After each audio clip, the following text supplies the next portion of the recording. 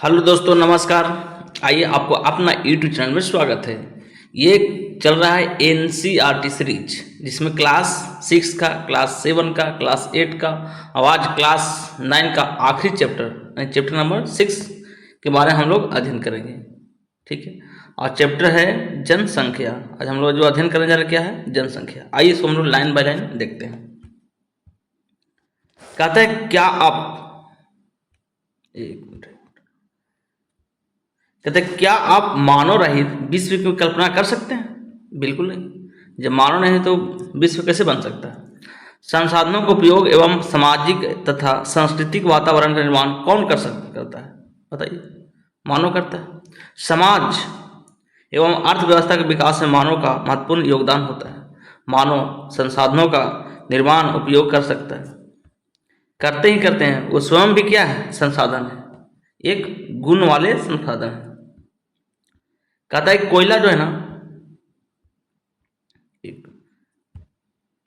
कहता है कोयला तब तक चट्टान का एक टुकड़ा था जब क्या है? मानो उसको संसाधन के रूप में उसको परिवर्तित नहीं किया। ठीक है, तब तक क्या था? चट्टान था। जब उसको जलाना सीखा तो क्या हो गया? एक संसाधन बन गया। तो वही बोला कि कोयला क्या है? एक तब तक चट्टान का रूप था, तब तक मानव ने उसे प्राप्त करने की तकनीक और आविष्कार करके उसे एक संसाधन के रूप नहीं बनाया। समझिए। कहता प्राकृतिक घटनाएं जैसे बाढ़ है, सुनामी है, सब किसी न घनी आबादी और गांव या शहर को प्रभावित करता है, तब ये क्या हो जाता है? एक आपदा बन जाता है।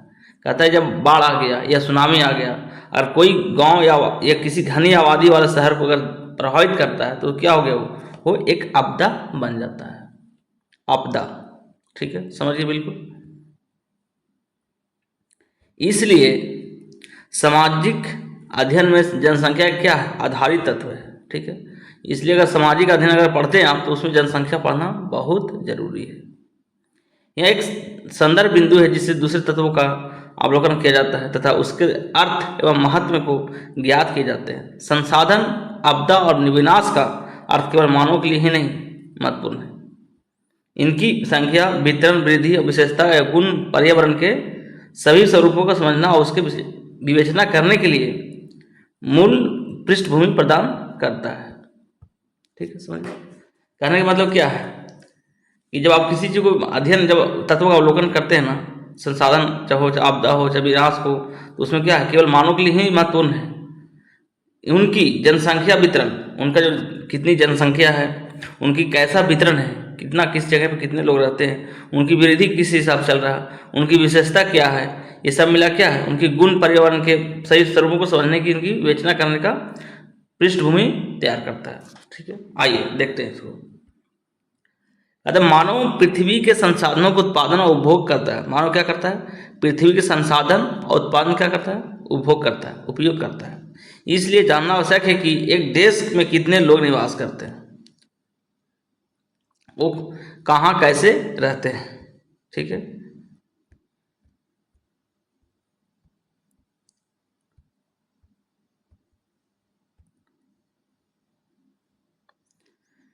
उनकी जनसंख्या वृद्धि क्यों हो रही है तथा उनकी कौन कौन सी विशेषता है। भारतीय जनगणना हमारे देश की जनगणना से संबंधित जानकारी हमें प्रदान करती है।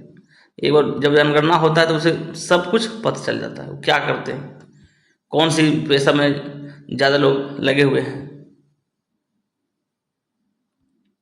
आज हम लोग अध्ययन करने वाले जनसंख्या आकार का वितरण देखते हैं। जनसंख्या का आकार और वितरण पढ़ेंगे। भारत की जनसंख्या का आकार एवं संख्या के आधार पर वितरण दिया गया है। देखते हैं इसको क्या कहता है। कहते हैं मार्च 2011 तक, कब? मार्च 2011 तक भारत की जनसंख्या 12,106 लाख थी, यानी 121 करोड़ जनसंख्या थी। कितना था? 121 करोड़ जनसंख्या थी। जो विश्व कुल जनसंख्या कितना है? 17% है। अगर पूरे विश्व जनसंख्या की बात करें तो कितना हो जाएगा? 17% हो जाएगा। ठीक है, ये कहता है कि ये थोड़ा गलती है, यहाँ 121 करोड़ हो जाएगा। कहता है कि यहाँ 121 करोड़ लोगों भारत को 32.8 लाख वर्ग किलोमीटर में निवास करती है, जो कि पूरे भूभाग कितना है? पूरे विश्व का 2.4% है। कितना है? 2.4% है। ठीक है, कहता है इसके लिए अब चित्र 6 6.1 देख सकते हैं। आइए आपको हम 6.1 पे ले जाते हैं। कहाँ है 6.1? ये है, देखिए। कहता अगर जनसंख्या की बात करें तो पूरे विश्व की जनसंख्या में कितना है हमारा? 17.5 है कि नहीं? 17.5% है। और शेष कितना हो गया? 82.5। अगर हम लोग भूभाग की बात करें खाली, तो भूभाग क्या हो गया? आपको मात्र भूभाग कितना मिल रहा है? 2.4%। और उसमें कितना है? 17.5% क्या है? जनसंख्या निवास करती है। वही बोल रहा है उसमें। आइए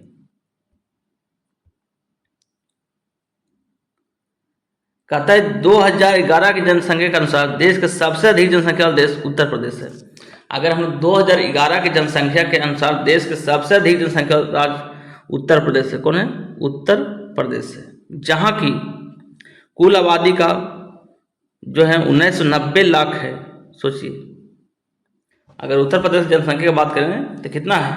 1990 लाख है। उत्तर प्रदेश में देश की कुल जनसंख्या कितना है? 16%। याद रखिएगा, ये एग्जाम में कहीं पूछ देता है। कितना है? 16% निवास करती है। और जहाँ की कुल जनसंख्या कितना है उत्तर प्रदेश के? 1990 लाख, यानी लगभग कितना हो गया आपको? वही 20 करोड़ जनसंख्या लगभग मिल जाएगा आपको इसमें। कहता है दूसरी ओर अगर हिमालय क्षेत्र के राज्य की बात करें, सिक्किम का आबादी केवल कितना है? 6 लाख है। और लक्षद्वीप में केवल कितना है? 64,429 लोग ही सिर्फ निवास करते हैं। बताइए कितना डिफरेंस है। एक यूपी की तुलना कीजिए और एक किसी छोटे मतलब पहाड़ी इलाका की अगर तुलना करते हैं तो बहुत अंतर मिलता है। भारत की लगभग आधी आबादी केवल 5 राज्यों में निवास करती है। कितना? आधी आबादी करें अगर हाफ करें तो कितनी जनसंख्या? 5 में। कौन कौन? उत्तर प्रदेश, महाराष्ट्र, बिहार, पश्चिम बंगाल और आंध्र प्रदेश में। सोचिए। तो इस पर देख लेते हैं, जनगणना के बारे में कुछ दिया गया है, तो पढ़ लेते हैं इसको। कहता है कि अगर जनगणना की बात करें अपने देश का, तो कहता है कि निश्चित समय अंतराल का आधिकारिक गणना होती है। ठीक है, जिसे हम लोग जनगणना के नाम से जाना जाता है। भारत में सबसे पहले जो जनगणना जब 1972 में हुआ था, 1872 में हुआ था। कब? 1872 में। ये लॉर्ड मेयो के समय हुआ था। उसके बाद 1881 में पहली बार संपूर्ण जनगणना हुआ था, उसमें रिपन के काल था, उसमें हुआ था। उस समय प्रत्येक 10 वर्ष जनगणना होती है। ठीक है, उसी समय से भारतीय जनगणना जनसांख्यिकी, सामाजिक और आर्थिक आंकड़ों का सबसे बृहद स्रोत है। क्या आपने कभी जनगणना रिपोर्ट के बारे में देखा है? देखिए, हाँ, पूछते रहता है, घर में टीचर्स आते हैं, जनगणना वाले जानकारी लेते हैं। ठीक है, तो यही इसमें बोला गया। याद रखिएगा, फर्स्ट टाइम 1872 और संपूर्ण जनगणना की बात करें 1881 में। समझ गए? चलिए, अब हम लोग बात करें क्षेत्रफल की दृष्टि से। देखते हैं, कहता है कि क्षेत्रफल की दृष्टि से राजस्थान सबसे क्या है? बड़ा राज्य है, जिसकी आबादी कितना है? भारत की कुल जनसंख्या केवल 5.5% है, जो कि 5.5% है। और ये सबसे बड़ा क्या है? सबसे पूरे भारत का सबसे बड़ा राज्य है। और इसका आबादी मात्र 5.5% है। आप बता सकते हैं, सोचिए।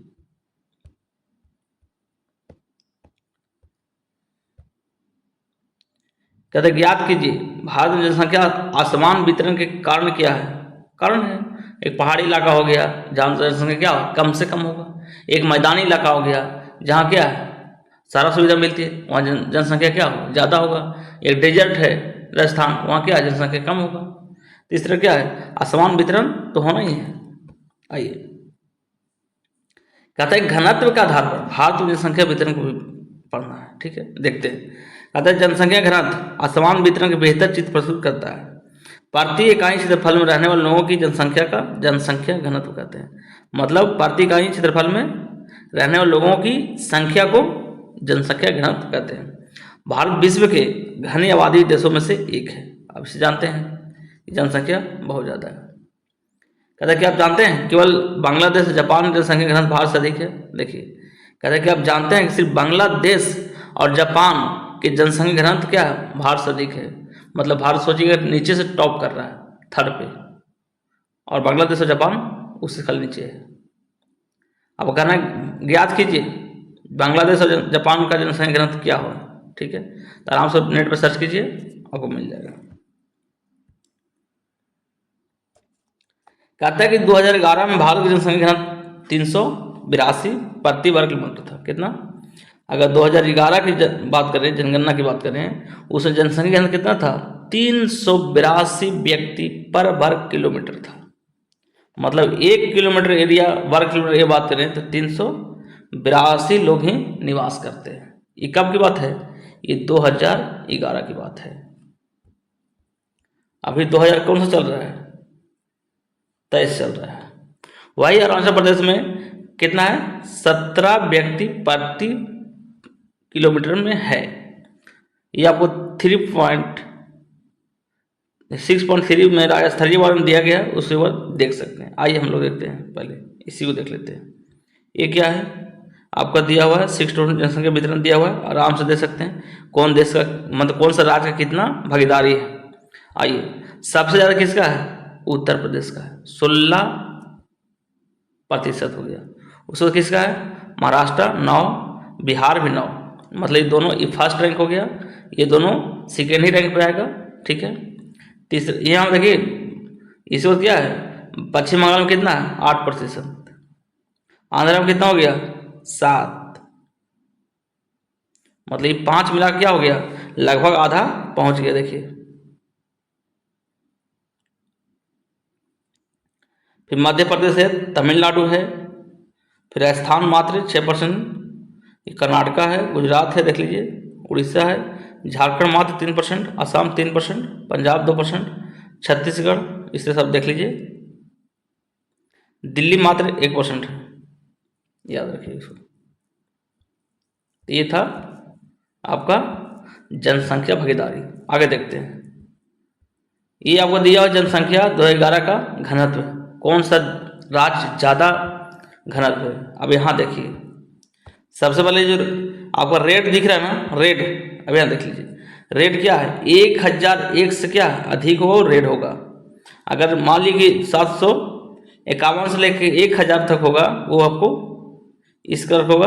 अगर येलो हो गया, ये आप देख लीजिए आराम से। सबसे कम कितना है? जो ग्रीन होगा। अब यहाँ ये देख लीजिए, ये तो ऑरेंज हो गया। ये अब क्या है? ये बिहार रेड में है, पश्चिम बंगाल रेड में है, और इस ऑरेंज में तो ये है उत्तर प्रदेश और केरला। अगर साउथ इंडिया में बात करें तो सबसे ज़्यादा जनसंख्या किसका है? केरला का है, ठीक है। येलो में आप तमिलनाडु देख लीजिए, इधर हरियाणा, पंजाब हो गया इधर में, बाकी सब क्या है? लगभग लगभग ठीक है। आप इधर देख लीजिए, पहाड़ी क्षेत्र जितना भी राज्य है उसका क्या है? ग्रीन ग्रीन है। आसाम को छोड़ दिया तो पूरा के नॉर्थ ईस्ट वाला क्या है? पूरा ग्रीन ग्रीन दिखेगा आपको। तीसरा क्या है? जनसंख्या घनत्व, आराम से देख सकते हैं आप।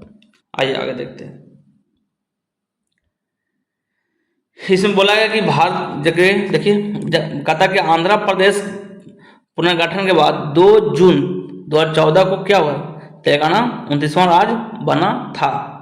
अब तो एक राज्य खत्म हो गया तो क्या हो गया? 28 हो गया। 5/8/2019 को जम्मू कश्मीर राज्य को 2 भागों में बांट दिया गया है, जम्मू कश्मीर और लद्दाख में बांट दिया गया है। तब से कितना हो गया? 28 राज्य हो गया है। आइए,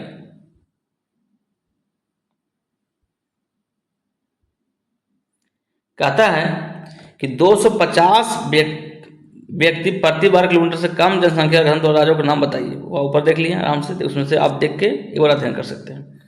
पर्वतीय क्षेत्र तथा प्रतिकूल जलवायु अवस्था इन क्षेत्रों को विरल जनसंख्या के लिए उत्तरदायी है। कहता क्या है कि जहाँ जनसंख्या कम है उसका क्या है? पर्वतीय क्षेत्र, या उसके लिए जलवायु अच्छा नहीं होने के वजह से क्या जनसंख्या वहाँ विरल है। कहता किस राज्य जनसंख्या घनत्व 250 प्रति व्यक्ति वर्ग किलोमीटर से भी कम है? मतलब कहता इससे भी कम और किसका है? जहाँ क्या है? आपको यहाँ ये बात दिखाते हैं। 250 देखिए, इस समय कम किसका है? आप देख लीजिए, इतना ग्रीन ग्रीन हो गया आपको, ये क्षेत्र मिल गया। खास करके जो आपको पहाड़ी इलाका हो गया, इधर सेवन सिस्टम में खाली आसाम को छोड़कर सारा क्या है? ये आपका ग्रीन ग्रीन है।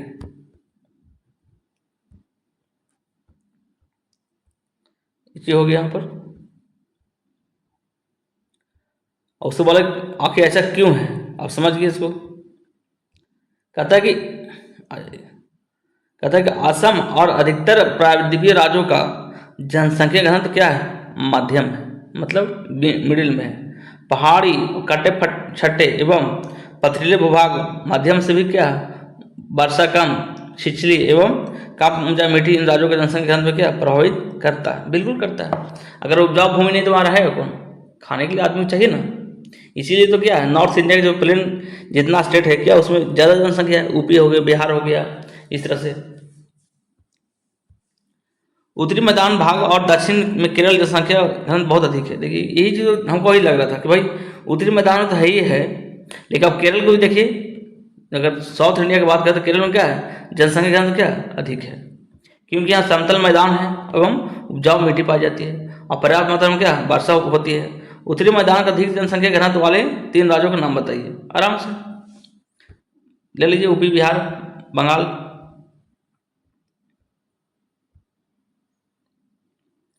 जनसंख्या वृद्धि और जनसंख्या परिवर्तन की प्रक्रिया। कहता है जनसंख्या एक परिवर्तनशील प्रक्रिया है। आबादी की जनसंख्या वितरण एवं संगठन में लगातार परिवर्तन होता रहता है। यह परिवर्तन 3 प्रक्रियाओं जन्म, मृत्यु, प्रवास के आपसी संयोजन के प्रभाव के कारण होता है। देखिए कहता है अगर जनसंख्या परिवर्तन के मुख्य कारण क्या हो सकता है, एक तो होता है जन्म, कि लोग ज़्यादा जन्म ले रहे हैं। दूसरा क्या होगा, मृत्यु, अगर जन्म ले रहे हैं और मृत्यु भी हो रहा है तो क्या जनसंख्या स्थिर रहेगा, लेकिन जन्म ले रहा है मर नहीं रहा है तो क्या जनसंख्या तो मतलब ज़्यादा हो जाएगा ना।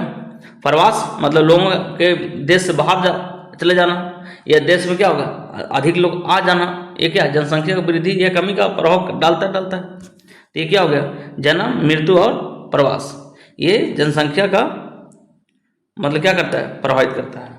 आइए हम लोग देखते हैं जनसंख्या वृद्धि।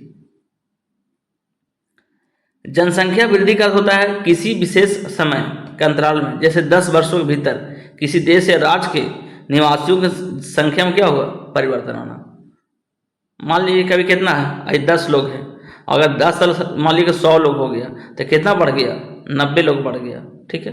तो क्या जनसंख्या वृद्धि है। इस प्रकार के परिवर्तन के 2 प्रकार के व्यक्त किया जा सकता है, पहला सापेक्ष वृद्धि और दूसरा क्या हो गया, परसेंटेज पे। सापेक्ष वृद्धि क्या हो गया कि मान लीजिए कि यहाँ पे मान लीजिए 10 लोग थे, अभी कितना हो गए, 100 लोग हो गए, तो सापेक्ष वृद्धि कितना हो गया, 90 लोग हो गए, ठीक है। अब अगर मान लीजिए कि इसे परसेंटेज निकाल दीजिए, अगर 90 ऊपर रख दीजिए, 10 नीचे रख दीजिए, यहाँ क्या करें 100 से मल्टीप्लाई कर दीजिए, तो इसको काटे यहाँ से, ठीक है। ये क्या होगा, 90% क्या होगा, जनसंख्या बढ़ गया। तो ये जो हो गया वृद्धि 2 तरीके से होता है, एक सापेक्ष में और दूसरा परसेंटेज में। आप समझ गए होंगे, बिल्कुल क्लियर हो गया, कोई डाउट नहीं चाहिए। कहता है कि प्रत्येक वर्ष 1 दशक बड़ी जनसंख्या कुल जनसंख्या वृद्धि दर परिणाम होता है। मतलब क्या हुआ कि प्रत्येक वर्ष या 1 दशक यानी 10 ईयर्स कि बड़ी जनसंख्या में कुल संख्या वृद्धि परिणाम क्या है, वो जनसंख्या वृद्धि है। पहले की जनसंख्या जैसे 2001 की जनसंख्या की बात करें और को बाद की जनसंख्या 2011 की जनसंख्या की बात करें, अगर हटा दें तो क्या बोलेगा, निरपेक्ष वृद्धि बोलते हैं। मान लीजिए हम 2001 में मान लीजिए 100 लोग रहते होंगे, ठीक है, और मान लीजिए 2011 में क्या हो गया, मान लीजिए 200 लोग हो गए, तो अगर वृद्धि कितना हो गया, 100 लोगों को वृद्धि हो गया, ये क्या होगा, निरपेक्ष वृद्धि हो गया।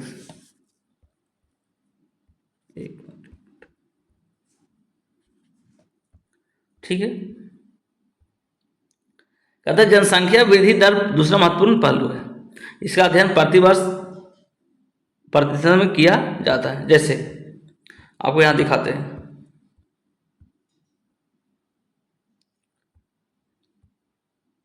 जैसे कहाँ चले गए, जैसे प्रतिवर्ष 2% वृद्धि दर का अर्थ होता है, क्या होता है, जैसे कहा गया है कि अगर प्रतिवर्ष अगर 2% की वृद्धि का अर्थ होता है कि किसी वर्ष के मूल जनसंख्या प्रत्येक 100 व्यक्तियों पर 2 व्यक्तियों की वृद्धि होना। मतलब 2% वृद्धि मतलब क्या हो गया कि 100 आदमी है, अब कितना हो गया, 102 आदमी हो गया, ठीक है। तो क्या हो गया, ये 2% क्या हो गया, वृद्धि हो गया, यही बोल रहा है। इसे वार्षिक वृद्धि दर कहा जाता है। और अगर मान लीजिए साल पर निकाला गया तो क्या हो गया, वार्षिक वृद्धि। अगर दशक में तो क्या दशक वृद्धि हो जाएगा, यानी 10 साल का अगर अंतराल पर अगर निकालते हैं तो उसको बोलते हैं दशक वृद्धि, ठीक है। अब आइए इससे पहले हम लोग कुछ ये जो ऊपर दिया है उसको अध्ययन कर लेते हैं एक बार कि क्या क्या दिया हुआ है। ये है प्रति दशक वृद्धि दर, मतलब 10 साल में वृद्धि दर बताया गया। अगर हम 1951 और 61 की जनसंख्या की बात करें 10 साल के, तो कितना था? 21.64 था, देख रहे हैं। लेकिन अगर 61 से 71 की बात करें तो 24 कितना हो गया? 24.8 हो गया। अगर हम 71 से 81 की बात करें तो 24 पॉइंट क्या हो गया? 66 हो गया। यहाँ तक देखिए, यहाँ से लेकर यहाँ तक जनसंख्या क्या हुआ? ज़्यादा वृद्धि हुआ। 24 से लेकर यहाँ 24 देखिए, दोनों क्या हो गया? बढ़ रहा है। इसके बाद क्या होता है? जब 81 से 91 जनसंख्या क्या होता है? धीरे धीरे कमने लगता है। अब 27, अब कितना हो गया? 23 हो गया। यहाँ कितना हो गया? 21 हो गया। यहाँ कितना हो गया? 17 हो गया। अब धीरे धीरे क्या जनसंख्या कम रहा है। अभी 2023 में जो दूसरी जनसंख्या 2021 वाला आएगा उसमें क्या होगा? और इसमें कम दिखाएगा। अब देखते हैं जनसंख्या कितना कम आता है, वो तो रिपोर्ट आने के बाद पता चलेगा। क्योंकि कोरोना के चलते क्या हुआ? 2021 की जनसंख्या हुआ ही नहीं, जनगणना हुआ ही नहीं। ये अब क्या है? जनसंख्या लाखों में दिया गया है।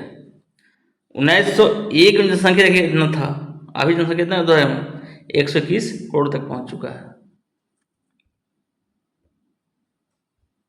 आइए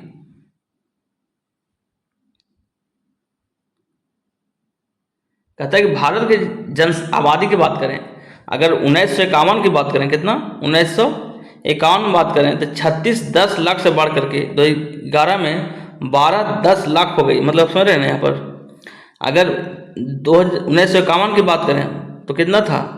मात्र 36 करोड़ जनसंख्या था। नहीं, ये 36-10 लाख का मतलब क्या हो गया? अब यहाँ पर ऐसे खींच दीजिए, ये 36-10 मतलब ये 36 लाख हो गया, करोड़ हो गया, मतलब 36-10 लाख हो गया।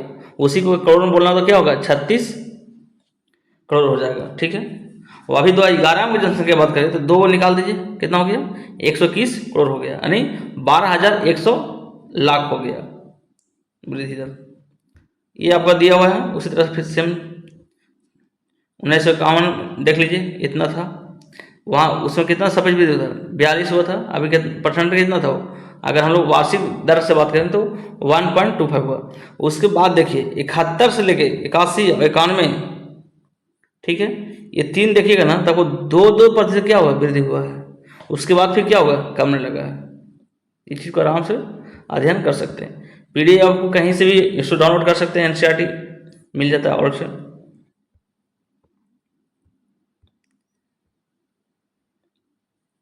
वही बोल रहा है कि 1951 से 81 जनसंख्या क्या हुआ? वृद्धि दर नियमित रूप क्या था? बढ़ रहा था। लेकिन 81 के बाद फिर क्या हुआ? जनसंख्या में कमी आया। 51 में कितना था? 36-10 लाख था। 81 में कितना हो गया? 68-30 लाख हो गई। किंतु 81 में वृद्धि दर धीरे धीरे क्या हो गया? कम होने लगी। इस दौरान जन्म दर में तेजी से कमी आई। फिर भी केवल 1990 में कुल जनसंख्या में 1820 लाख की वृद्धि हुई। इतनी बड़ी वार्षिक वृद्धि सब पहले कभी नहीं हुआ था।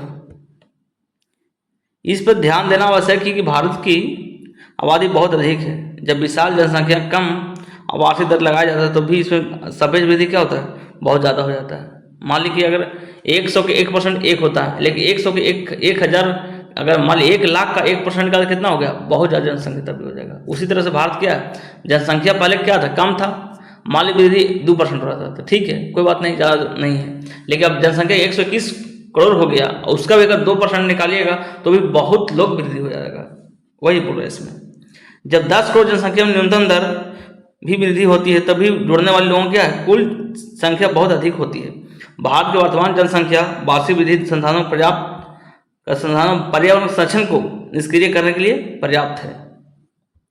अभी भी क्या करना चाहिए? इसको कम करना ही चाहिए। कहते हैं वृद्धि दर में कमी जन्म दर नियंत्रण करने के लिए जा रहे प्रयासों को सफलता का क्या कर रहा है? प्रदर्शित करता है। इसके बावजूद भी जनसंख्या वृद्धि दर जारी है। 2023 में भारत चीन के पीछे छोड़ते हुए विश्व में क्या हुआ? सबसे बड़ा आबादी वाला बन गया। कब? 2023 में। जनसंख्या वृद्धि या परिवर्तन का प्रक्रिया देख लेते हैं। कहता है जनसंख्या में होने वाले परिवर्तन का 3 प्रमुख प्रक्रिया है। पहला तो जन्म दर, फिर मृत्यु दर, और ये क्या हो गया? प्रवास। आपको पहले ही बताया कि जन्म दर और मृत्यु दर और प्रवास क्या करता है, जनसंख्या को प्रभावित करता ही करता है। जन्म दर और मृत्यु दर के बीच का अंतर वो जनसंख्या का करता है प्राकृतिक वृद्धि है। अगर जन्म दर और मृत्यु दर के बीच का जो अंतर जो होता है ना, वो जनसंख्या क्या बोलते हैं, प्राकृतिक वृद्धि बोलते हैं।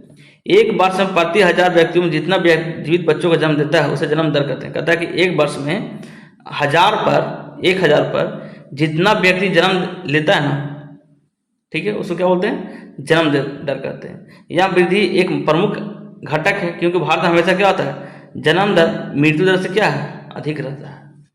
इसीलिए तो जनसंख्या क्या हो रहा है, वृद्धि हो रहा है। आइए आगे देखते हैं। फिर कहता है कि एक वर्ष में प्रति 1000 व्यक्तियों में क्या मरने वाला संख्या क्या बोलते हैं, मृत्यु दर कहते हैं। और ये क्या हो रहा है, ये तेजी से क्या हो गया, गिरावट हो गया। पहले क्या हो रहा था कि बच्चे जन्म तो ले रहे थे लेकिन उतना ही संख्या में मर भी रहे थे। अब क्या, जनसंख्या जन्म तो ले रहे हैं लेकिन मृत्यु नहीं हो रहा। उसका कारण क्या है, अच्छे देखभाल, अच्छे खान पान, अच्छे क्या होगा, स्वास्थ्य सेवा सुविधा मिल गया, इससे क्या रहा, मृत्यु दर कम हो गया। अब यही कारण था कि 1951 के बाद क्या हुआ, जब भारत आज़ाद हुआ तो क्या हुआ, आज़ादी के बाद सुविधा मिली लोगों को और मृत्यु दर में कमी आ गया और जनसंख्या विस्फोट हो गया। समझ गए। 1980 तक उस जन्म दर मृत्यु दर में लगातार गिरावट के कारण जन्म दर और मृत्यु दर में क्या हुआ, काफ़ी बड़ा अंतर आ गया। अब क्या, लोगों के अंदर समझदारी आया और इस पर लोग ध्यान दे रहे हैं, ठीक है। इसके कारण जनसंख्या वृद्धि दर अधिक हो गई। 1981 से धीरे धीरे जन्म दर में भी गिरावट आनी शुरू हुई, जिसके परिणाम स्वरूप जनसंख्या वृद्धि दर में भी गिरावट आई। इस प्रकार चलन का क्या कारण है, ठीक है, आइए देखते हैं। जनसंख्या वृद्धि का तीसरा घटक क्या है, एक प्रवास है। लोगों को जाना या लोगों को आना, ये क्या हो गया, ये प्रवास कहलाता है। लोगों को एक क्षेत्र में से दूसरे क्षेत्र में चले जाना क्या है, प्रवास है। प्रवास आंतरिक हो सकता है भी और अंतर्राष्ट्रीय हो सकता है, यानी देश के भीतर भी प्रवास लोग करते हैं और मतलब विदेशों में भी लोग प्रवास करते हैं। आंतरिक प्रवास जनसंख्या का आकार में कोई परिवर्तन नहीं करता, क्योंकि मालिक एक स्टेट के लोग दूसरे स्टेट में चले गए तो क्या, जनसंख्या देश का वही रह गया, अंतर तो हुआ नहीं। हाँ, लेकिन वहाँ क्या जनसंख्या में प्रभावित करता है, वहाँ के क्षेत्र को करता है, लेकिन एक देश के भीतर जनसंख्या का वितरण प्रभावित करता है।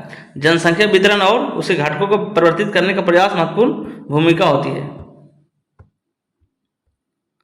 भारत में अधिकतर प्रवास ग्रामीण में शहरी क्षेत्रों की और होती है। हमेशा क्या है, यहाँ ग्रामीण से लोग कहाँ जाते हैं, शहरी क्षेत्र में जाते हैं, क्योंकि ग्रामीण क्षेत्रों में आकर्षण यानी पुश करता है, यानी वहाँ से क्या करता है, ग्रामीण क्षेत्र लोगों को धकेलता है कि भाई तुम बाहर जाओ, कमाओ, घर में बैठे क्या कर रहा है। इसलिए क्या है, जनसंख्या ज़्यादा हो गया है नगरों में। ग्रामीण क्षेत्रों में गरीबी और क्या बेरोजगारी क्या है, प्रतिकूल अवस्था है। नगर की अभिकर्षण है, ये क्या पुल है, खिंचाव करता है। रोजगार की वृद्धि अच्छे जीवन स्तर को दर्शाता है। प्रवास जनसंख्या परिवर्तन का एक महत्वपूर्ण घटक है।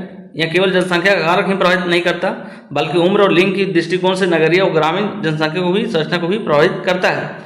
भारत में ग्रामीण नगरीय प्रवास के कारण शहरों और नगरों की जनसंख्या नियमित वृद्धि होते रहता है। 1951 में कुल जनसंख्या